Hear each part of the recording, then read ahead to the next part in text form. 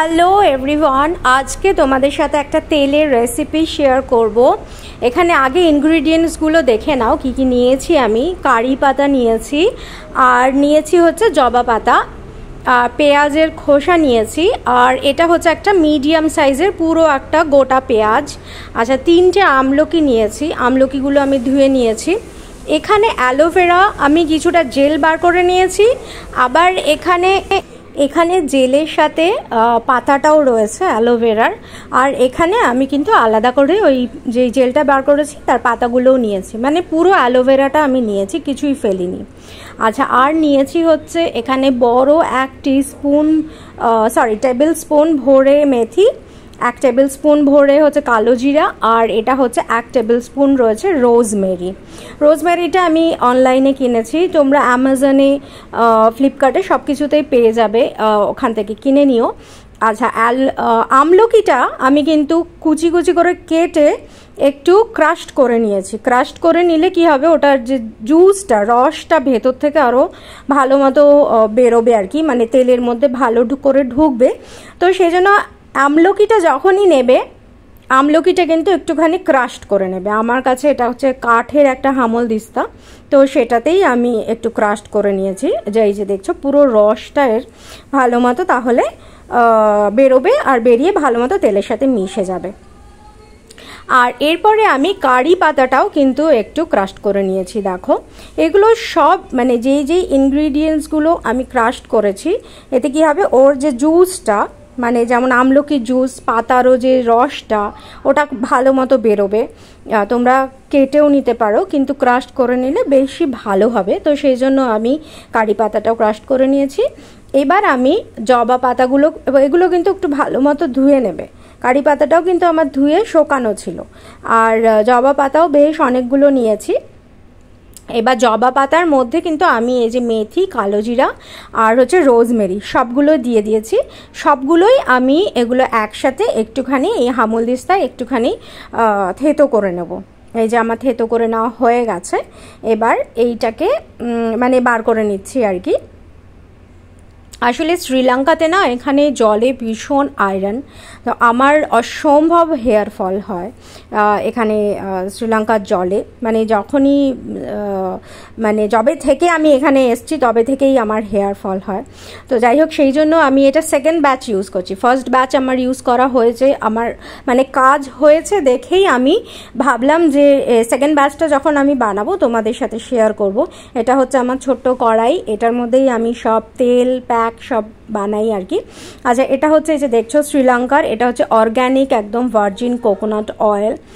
শ্রীলঙ্কা জানো তো যেরকম প্রচুর নারকেল প্রোডাকশন হয়, তেমনি নারকেল তেলও প্রচুর প্রোডাকশন হয়, আর খুব মানে পিওর একদম খাঁটি জিনিসটা এখানে খুবই পাওয়া যায়। তো সেই জন্যই এটা আমার কিনে আনা, স্পেশালি চুলের এই তেল বানানোর জন্যই কিনে এনেছি।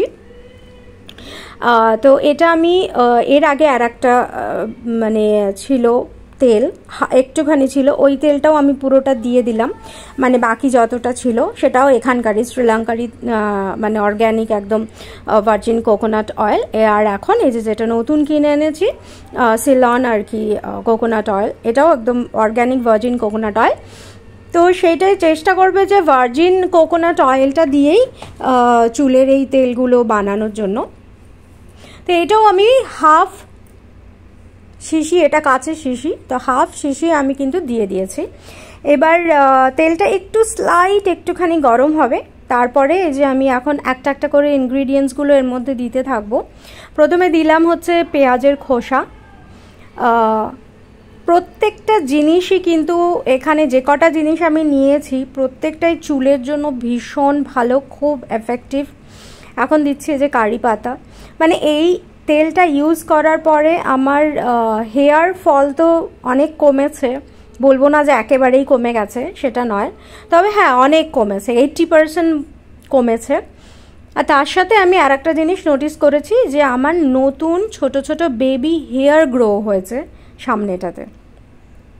তো সেই জন্যই আমি এই সেকেন্ড ব্যাচটা বানানোর সময় ভাবলাম যে তোমাদের সাথেও এটা শেয়ার করি, কারণ এটা তাহলে তোমাদেরও হেল্প হবে, যারা এরকম হেয়ার ফলের প্রবলেমে ভুগছো তাদের তো হেল্প হবে। প্লাস হচ্ছে এটাতে আমার বললাম যে ছোট ছোট অনেক সামনের দিকে বেবি হেয়ার গজিয়েছে, তো সেই জন্যই এটা আমার বানানো। আর এটা কিন্তু বেশ অনেকক্ষণ ধরেই মানে কুক করতে হবে।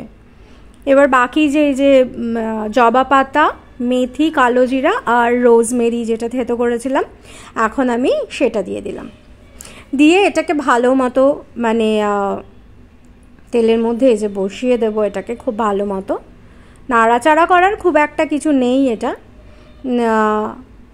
মেন হচ্ছে অনেকক্ষণ ধরে এটাকে বেশ কুক করতে হবে, এটাই হচ্ছে আসল জিনিস।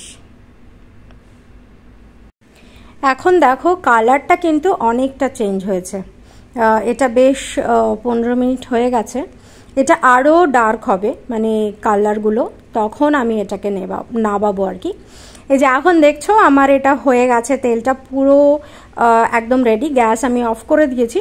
এবার এটাকে ঠান্ডা করে, তেলটাকে একদম গরম অবস্থায় করবে না, এভাবে কিছুক্ষণ রেখে দেবে 15-20 মিনিট। পরিষ্কার একটা সুতির কাপড় দিয়ে আমি তেলটা কিন্তু খুব ভালো মতো ছেঁকে, দেখো এই যে এই বটলটাতে ভরে নিয়েছি, এটাও আমার নারকেল তেলেরই বটল ছিল। এই যে বেশ অনেকটাই হয়েছে। আর মানে এত ভালো এই তেলটা, মানে চুল পড়া তো বন্ধ করবেই তোমাদের, প্লাস কিন্তু নতুন চুলও তোমাদের গজাবে।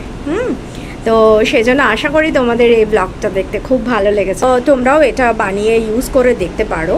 আশা করি তোমাদের এই ভিডিওটা দেখতে খুব ভালো লেগেছে। ভালো লাগলে ভিডিওটা একটা লাইক করো আর সবার সাথে শেয়ার করো, আর সাবস্ক্রাইব করে আমার পাশে থেকো আর কি। দেখা হবে তোমাদের সাথে নেক্সট আর একটা ব্লগে। ততক্ষণের জন্য তোমরা সবাই খুব ভালো থেকো, সুস্থ থেকো, সাবধানে থেকো। টাটা।